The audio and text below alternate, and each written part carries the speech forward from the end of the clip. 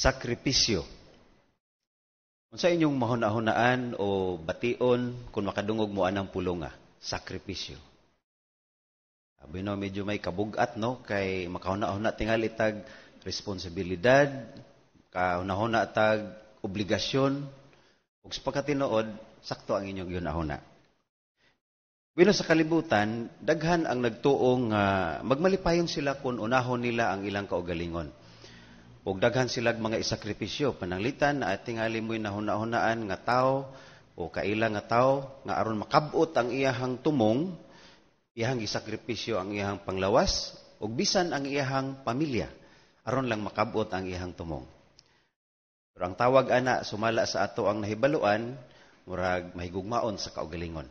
Ug dili na ikatingala tungod kay ang Biblia sa ikaduhang Timoteo kapitulo 3 versikulo 2 nag-ingon nga mo nay timailhan sa kinaiya sa mga tawo ni ining katapusang mga adlaw nga mahigugmaon sa kaugalingon. Pero kitang mga Kristohanon lahi. Ug gani ang Biblia nagdasig nato nga mohimo pod og gikinahanglang mga sakripisyo. Pananglitan. Tan-awa palihog ang unang Korinto kapitulo 10 versikulo 24. Unang Korinto 10:24. Ang matag usa padayong magtinguha dili sa iyang kaugalingong kaayuhan, kundili ni anang sa laing tao. Makita nato nga gidasig ta sa Biblia nga mohimog mga sakripisyo pero dili ang kaugalingon mo'y unahon.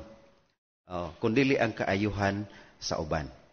Pero bisan pag usahay lisod ng buhaton, unsa may magpalihok o kinahanglang magpalihok sa usa ka Kristohanon sa paghimo sa maong mga sakripisyo. Bueno, nahibalutang angay tang mulihok pinaagi sa gugma. Itukmod ta pinaagi sa gugma. Kay kung gugma ang nagtukmod nato, dili ta mubating nabugatan. Pero unsa man gyud katarungan mga kaigsuonan ug mga higala, nagidasig magita sa Biblia nga magpakita og gugma nga anda mo sakripisyo. O nganong gidasig magyud ta nga mo sakripisyo. Sumala gid sa Biblia. Bino ang number one nga reason kung nganong kinahanglan tang magsakripisyo tungod kay ang atong Dios nga gisimba mao ang unang nagpakita og kinalabwang panig-ingnan sa pagpakita og sakripisyo o sa pagsakripisyo. Unsa may gisakripisyo ni Jehova nga Dios? Bino kung inyong tan-awon ang Juan 3:16 mao na ihang gisakripisyo. Kung atong basahon, kay gihigugma pag-ayo sa Dios ang kalibutan mao nga gihatag niya ang iyang bugtong nga anak aron ang tanan nga magpakitag pagtuo kaniya dili malaglag kundi makabaton og kinabuhing walay katapusan. Pagkadako kay sa gisakripisyo ni Jehova. Kung ato bitang imaginon, kalapad sa universe, billions of years na nga pag-travel. Kung atong itandi ang kadako sa universe ug ang kadako ni Ginoong Hesukristo, labaw pa gyud si Ginoong Hesukristo kay kauban man si Ginoong Hesukristo sa paglalang ni Jehova sa tibuok universo. So labaw pa gyud og value si Jesus Christ. Pero sa dihang dunay panginahanglan nga ang mga tawo dinhi sa yuta nga nahimong dili hingpit, kinahanglang lukaton, tubson aron mahatagag kahigayunan nga mabuhi sa walay katapusan sa umaabot. Kinsay gihatag ni Jehova aron ta malukat? Ang labaw pag-value sa universe, ang iyang bugtong nga anak si Ginoong Hesukristo. So makita ninyo nga, ma-imagine ba ninyo nga bisag inana rata kagamay, mura rata tuldok sa universo, pero ang gihatag ni Jehova aron ta malukat, katog yung kinadak ang kantidad nga iyang ikahatag para kanato. Dili ba ta matandog sa kadako gyud kay sa gugma ni Jehova para kanato? Unay giingon diha sa unang bahin sa verse 16, kay gihigugma pag-ayo. Katog yun ang kinalabwang matang sa gugma, ang gipakita ni Jehova para nato. Busa madasig yun ta sa paghimog gikinahanglang mga sakripisyo tungod kay ang kinalabwang panig-ingnan ang atong Dios nga gisimba. Kinsa ang ikaduhang nagpakita og gugma nga anda mo sakripisyo? Binaway lain si Ginoong Hesukristo. Ano nakaingon ng punta ana? Kaysa dihang giingnan ni Jehova si Ginoong Hesus nga ikaw nga akong isugo dito sa yuta aron ikaw mahimong lukat sa dili hingpit nga mga tao. willing kaayo, andam gyud kaayong manaog si Ginoong Jesucristo dinhi sa yuta aron mamatay alang kanato, aron matubos ta, malukat ta sa atong mga kalapasan. Ug dako kaayo gisakripisyo si Jesucristo, di ba?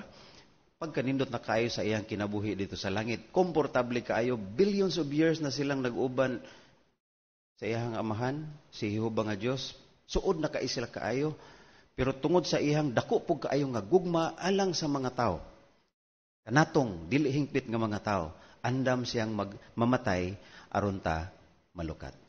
O nga kada tuig, kada memorial season, ato yung gihandom, gisaulog ang duha ka kinadak-ang pagpahayag sa gugma nga gipakita ni Ginoong Jesucristo ug labaw sa tanan sa Dios nga Jehova. Mao nga makita nato sa unang picture nga si Ginoong Jesucristo nag-antos dinhi sa yuta.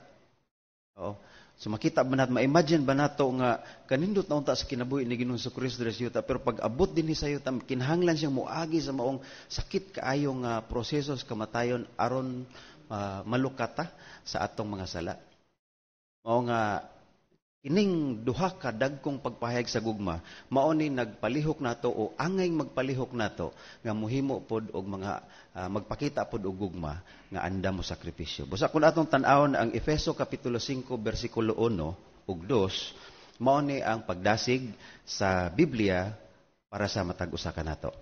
Ang gingon dinhi, busa sunduga ang Dios ingong minahal nga mga anak ug padayon sa pagpakita gugma sama nga ang Kristo nahigugma sab kanato ug naghatag sa iyang kaugalingon para kanato. So gidasig kita sa Biblia nga mosundog sa gugma ni Jehova nga Dios ug ni Ginoong Jesucristo kanang gugma nga andam mo sakripisyo. Buino gusto na akong balikon. Unsa po'y kinahanglang magpalihok nato aron magpakita og gugma nga andam mo sakripisyo? O kung nganong kinahanglan tang mo sakripisyo? So, kinahanglang mapalihok ta sa gugma. Tungod kay mao po na nagpalihok ni Jehova nga Dios ug ni Ginoong Jesucristo aron sila muhimo sa gikinahanglang mga butang. So mosab nay magpalihok nato. Sa sunod nga mga minuto, hisgutan nato ang pipila ka nindot kaay nga mga lakang kun unsaon nato pagpakita og gugma nga andam mo sakripisyo. Ang una, mo ni makita nato sa sunod nga picture. Makita nato ang usa ka babay diha nga nagpahinungod siyang kaugalingon, nagampo nya. Makita nato sa background ang proseso nga hangtod nga siya nabautismuhan.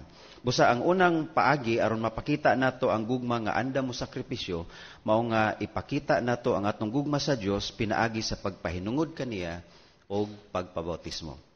So tingali maka relate mo, muuyon mo nga sa hangtod gyud sa puntong mabautismuhan ang usa ka tawo, daghan na gyud kaayo siya gisakripisyo. E pananglitan, kung wala lang siya magdako sa usa ka pamilyang saksi, wala siya mahibalo sa kamatuoran, wala siya mahibalo sa mga sukdanan ni Jehova. Mao nga sa dihang nagtuon siya Biblia, nahibaloan niya nga ang iyang pagkinabuhi, ang iyang mga batasan, ang iyang tingali negosyo, mga higala, ang iyang karera nga gusto niyang kuhaon, mahimong dili ni siya subay sa kabubuton ni Jehova, mao nga kinahanglan siyang mahimog dagkong mga sacrifices. Sakripisyo, mahimo siya dagko nga mga adjustment. Hangtod gyud sa punto nga iyahan nagipahinungod ayang kaugalingon og nagpabautismo, pero nahibalo ta nga mao pa to gitawag og sinugdanan sa iyahang tibuok kinabuhi nga pag-alagad kang Jehova. Ug sa dihang ang usa ka tawo mabautismuhan na, doon na pagyoy nindot kaayo nga gihisgutan ang Ginoong Jesucristo dinhi sa Mateo 16:24 kung unsay pwedeng himuon sa usa ka dedikado ug bautismado nga alagad. Mateo 16:24. Matod pa ni Ginoong Jesucristo, kung dunay buot mosunod kanako, angay niyang dumilian ang iyang kaugalingon ug pasanon ang iyang istaka sa pagsakit ug padayong mosunod kanako. So para ni siya sa mga dedikado ug bautismadong mga alagad ni Jehova. Mao nga sa dihang ang usa ka dedikado ug bautismadong alagad, nahibalo na siya sa mga palakaw sa organisasyon, mihimo siya og mga tumong sa pag-alagad. Tinukmod gihapon sa gugma, misulod siya sa bug-os panahong pag-alagad, Mao nga naa siya mga spiritual goals sa mapananglitan sa gusto niyang mag-Bethelite, gusto niyang mag-circuit overseer o kaham eskwela sa SKE nga mo alagad sa mga dapit diin dunay dako nga panginahanglan sa mga magmamantala, magsasangyaw. Gikinahanglan ba ning mga kani nga mga sacrifices, gikinahanglan ba ni siya aron ka maluwas? Bueno, dili. Pero tinukmod sa gugma, himuon na sa uban atong mga kaigsuonan aron maalagaran si Jehova sa mas bugos pa. Mao nay pagpakita o gugma nga anda mo sakripisyo. Ang ikaduha, kaning sunod na pud nga picture nga atong makita. Kinahanglan natong ipakita ang atong gugma sa atong pamilya. Kung makita nato diha sa picture, parehara na silang magtiayon, pero nalay duha ka isina. Ang usa ka magtiayon diha sa wala, nindot kayo og mga sinina, harianon og mga sinina, pero makakatawa mo kuno sa ilang gilalisan. Kinsay manghugas og plato. No. Pero sa pika side, lipay kay silang nag-inistoryahay ug naghugas ra maghihapon silang plato. Pero ang nakanindot kay samtang tinabangay sila sa paghugas og plato, daghan silang naistoryahan, mahimot tingali sa ilahang mga nahimo sa miaging mga oras nianang adlaw, o sa ilahang mga plano nga himuonon pa pagkaugma, mas nilig-on pa ang ilahang relasyon ingong magtiayon. Dili sama atong usa ka isina nga nagpalabuanay og kinsay hawod.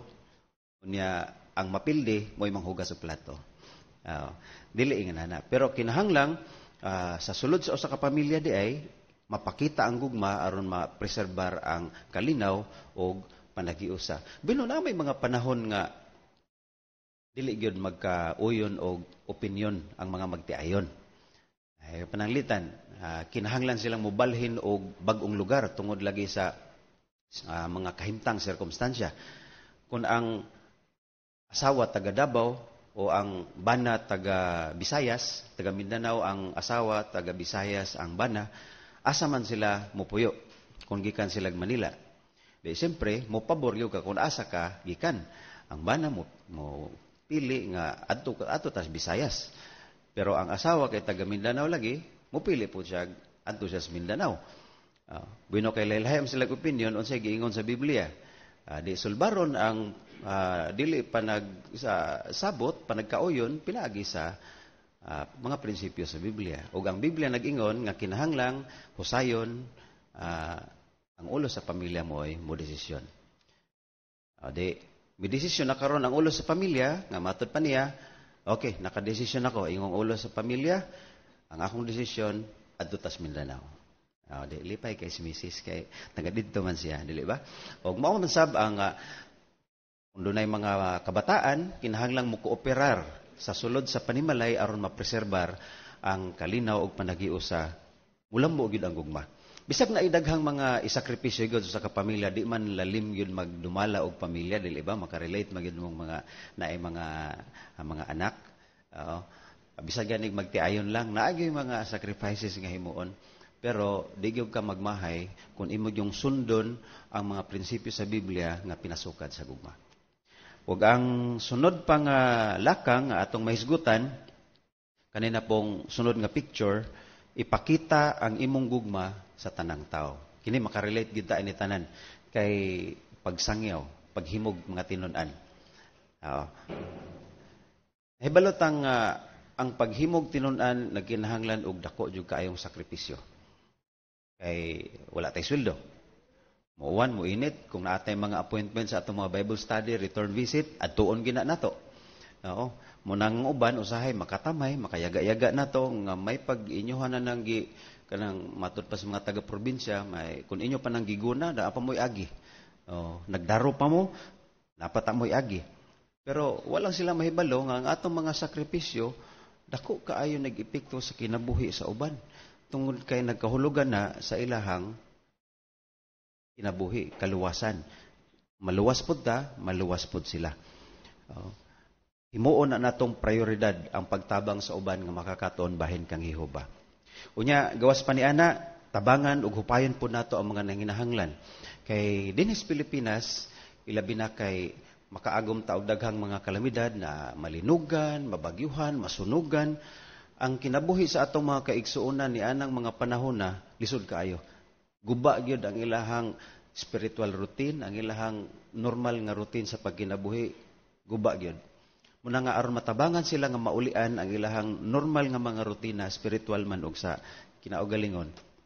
Ato silang tabangan aron maulian sila dayon sa labing madaling panahon. Mao nga muhimo tag mga sacrifices. Kung kaya natong mo adto gyud sa mga lugar aron nga mga nahitabuan sa kalamidad aron mutabang ta sa disaster relief, maayo kaayo. Pero kung dili nato na mahimo, pwede ta mo donate sa worldwide work aron ang organisasyon nato mo nalay mo paangay kung asa ni mas maayong gamiton. Ug labaw sa tanan, ato silang iampo na unta mahatagan sila kalig-on nga makapadayon sa pag-alagad. Lain pa nga isakripisyo nato dinhi sa ato ang kongregasyon, andam natong isakripisyo ang atong mga preferences, ang atong mga kagustuhan aron malikayan nga mapandol ang uban. Kaya siyempre, matag-usa nato na magitay mga gusto o preferences. Pero ang uban pod naman pod. Kung mag-abot mo sa usa ka sitwasyon, kinsa may masunod? Ang imong preference o ang iyaha? Siyempre, yung mga Kristohanon man ta, pwede ta magbaylo-baylo. Pero usahay, ang mahitabo manggod diri sa sulod sa kongregasyon, kinsa may mag-ubanay ragod kanunay, kinsa may mag-ubanay kanunay panahon sa mga panagkatigom. Di kita ng mga taga-kongregasyon, samang kongregasyon. Kinsa may mag-ubanay og sangyaw, di kita ra gihapon magka-kongregasyon. Mag-outing bapon mo dinhi panagsa? O kinsa may mag-ubanay, di kamo ra gihapon, di ba? Kita-kita ra gihapon sa usa ka kongregasyon. Og magbingkil-bingkil pud panagsa. Kinsa ra man pud na? Di kita-kita ra gihapon na, dili ba? Oo. Pero kay mga Kristohanon man ta nga nagpakita og naningkamot nga magpakita gugma nga anda mo sakripisyo, mahimo tang mo sakripisyo dahil pagkahuman pasayloon, magpinasaylo ay sa usag-usa aron mintinar ang kalinaw ug panaghiusa sa kongregasyon. Kaya og dili gani na nato solusyonan dayon, mahimong sakyan ta ni Satanas aron magkabahin-bahin ta. Kinsa gani ni Satanas? Kakongregasyon ba ni dinhi? Dili no? Muna nga di nato na i-welcome sa Satanas diri sa Diho Congregation kay dili na nato ka kongregasyon. Gusto lang nang mamungkag ug panaghiusa. Muna nga maningkamot gyud ta bisag dili ta mga hingpit pero do na tay katakos nga mopakita og gugma nga anda mo sakripisyo. So, kung atong i-review gamay, unsa gani itong tulok ka importanteng mga lakang diin mapakita nato ang gugma nga anda mo sakripisyo. Ipakita nato ang gugma sa Dios pinaagi sa pagpahinungod o pagpabautismo. Unya ini ko mabautismohan na pwede tang mohimog mga spiritual goals aron mas mapakita pag nato ang atong gugma diha sa pag-alagad kang Jehova. Ikaduha, pagpakita gugma diha sa atong mga pamilya. Importante kaayo. Og naidili pag sinabtanay sa mga sulod sa pamilya, hiluton dayon aron mamintinar ang kalinaw panagiusa. Mayon masab, same principle diha sa sulod sa kongregasyon. Ipakita ang imong gugma sa tanang tao sa sulod sa kongregasyon o sa uban pod tungod kay nagkahulugan na sa atong kaluwasan o kaluwasan pod sa mga maminaw kanato. Bino sa ato nang naistoryahan, daghan magyud kaay itong mga isakripisyo didto. Ato na punta sa mga rewards. Unsa mo'y mga panalangin o mga ganti nga atong madawat kung magpakita ta og gugma nga anda mo sakripisyo. Bueno, ang number one gyud nga ikahatag ni Jehova kalipay. Kalipay nga dili gyud mabayran og kwarta. Kay pananglitan. Last picture nga atong makita. Atong himuan nig istorya mao nga atong ning ipabilin lang usa ni nga picture hangtod nga makaabot ang atong istorya aning pictura. Ining daang kalibutan nagampo gyud ka kang Jehova makakita kag Bible study. Mao nga ang imong gihimo, mahimo kag sacrifices. Imong gipadaghan ang imuhang panahon sa pagsangyaw, aron mas daghang tao imong makita, aron mas daghan pod kag kahigayunan nga maka-return visit, ug daghan pod ang kahigayunan nga makakita kag Bible study. So, daghan na ng sacrifices, dili ba? Sa time, ug sa kwarta pod, daghan kayo. Oh. Pero nakakita ra gyud ka gipanalanginan gid ni Jehova imong paningkamot, nakakita ra gyud ka og Bible study og ganahan gyud kaayo ka sa imong Bible study. Pero matag karon og unya ang imong Bible study pod kay tagu-taguan pod ka. Oh. Nigabot nimo sa ilaha, sugaton lang ka sa anak, ingnan ka nga ay ate, wala daw si ingon ni mama, wala daw siya diri. Anahon lang kapag sulti ba? Pero naibalugog ka nga na sa sulod, pero wa gyud ka mo surrender. Mahimo og gihapon kag mga sacrifices para niya hangtod nga sa mubong pag-istorya, natandog ang iyang kasing-kasing, mialagad gyud siya kang Jehova. Nagpahinungod o nagpabautismo. Sa usa sa mga circuitong asemblea nga gibautismohan na ang imuhang Bible study, unsa may imong bation? Di siyempre lipay ka dili ba? Nga mag picture-picturean gini mo kadaghan kay aron bidyuhan pagani kay gibautismohan na gud tong imong gisakripisyuhan. Lipay ka. Atong i-fast forward kay mao pa man to yung pagsugod no sa pag-alagad kang Jehova.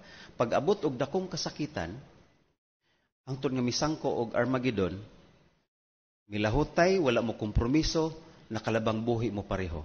Unsa inyong bation sa dihang mo na inyong kahimtang, nakalabang buhi sa dakong kasakitan, hangtod yun sa Armageddon. Di siyempre lipay gihapon kayo mo, dili ba? Kay pagkahuman ana, usa ka libo ka tuig nga paghari ni Ginoong Kristo, diin anam-anam nang mobalik sa kahingpitan ang mga tao, ang yuta mahimong tibuok kalibutan na nga paraiso. Pag abot dito sa tumoy-tumoy nga bahin sa 1,000 years nga pagmando din hingpit na mo mga bata na kaayog panagway, unsa inyong bation nga makita mo dito kada adlaw? Pagkanindot kay nga feeling no nga 1,000 years mo nag-uban, lipay gyud kayo. Ka-imagine kita nga layo na kay tag-abot ng istorya no 1,000 years from now. Pero nahibalo pud ta nga pagkahuman og 1,000 years, unsa pa gani mosunod?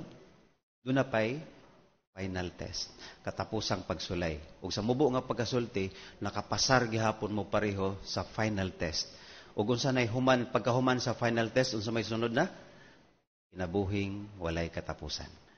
Mag-iha pa ba ta og tuig kaha kung pila na edad nato dito kung hatagan na tag kinabuhing walay katapusan? Mahimong dili na, pero para lang sa ato ang istorya karon, mag-ihap lang ta. After 1 million years, mao na ni ang setting sa atong picture. Ato lang ibalik palihog, no? Muna na siya ang setting after 1 million years. Nag-reunion mo sa imuhang Bible study na ato. Ug matod pa sa imong Bible study, wara-wara mo sa imong Bible study, after 1 million years, nag-reunion mo, dayon maingon imong Bible study sa nagtapok. Abi ninyo mga kaigsuonan, mga anak, mga kaigsuonan, ug wala pa magsakripisyo ni. Dahil agbayan ka ba? Wala pa magsakripisyo ning igsuona dito sa daang kalibutan. Wala unta ta dinhi sa kinabuhing walay katapusan. Unsa inyong bation after 1 million years? Lipay gihapon kay mo, di ba? Ug ang maong kalipay, ma-imagine ninyo nga ang maong kalipay nga ihatag ni Jehova wa gyud katapusan. Tungod kay forever gyud nga mapasalamaton ang inyong gisakripisyuhan niining daang kalibutan. Usaon sa may atong ikaingon? Kamahayan ba kung magsakripisyo ta karon? Wino dili, no? Muna nga kung atong basahon ning katapusang teksto nga ato ang basahon karong higayon na, Mateo kapitulo 19 bersikulo 29, tan-awa ang mga sacrifices nga atong himuon sa pagkakaron. Matod pa ni Ginoong Kristo, ang matag usa nga nagbiyag balay o mga igsuon o amahan o inahan o mga anak o mga yuta tungod sa akong ngalan, makadawat o gatusan kapilo ni ini. Sa pagkakaron. Bisag daghan kitag isakripisyo, makadawat pud ta og mga blessing, pilo-pilo pa. Panalitan kung ikaw rang usa nga nahimong saksi ni Jehova sa usa ka pamilya, tingali unom ka member ang inyong family, nya gilutos ka, wa sila ganay sa imuhang desisyon, pero gipulihan po nag 8.5 million nga mga spiritual brothers and sisters. So, pilo-pilo gyud kaayo ang mga panalangin ni Jehova. Pero wa diha matapos ang sentence, no? Og ang pagpadayon og makapanunod og kinabuhing walay katapusan. Pagkanindot kay imagine nga ang imuhang mga sakripisyo dako kaayo og rewards. Mao nga karon pa lang gani daan, maghuna-una ka ba nga igo ka aning ako ang gisakripisyo karon para sa Rewards unya nga ihatag ni Jehova sumaabot. Mao ni magpalihok nato nga sundugon si Jehova nga Dios nga magpakita pod og gugma nga andam mo sakripisyo. So unsay take away point nato sa atong public talk karon mga kaigsuonan?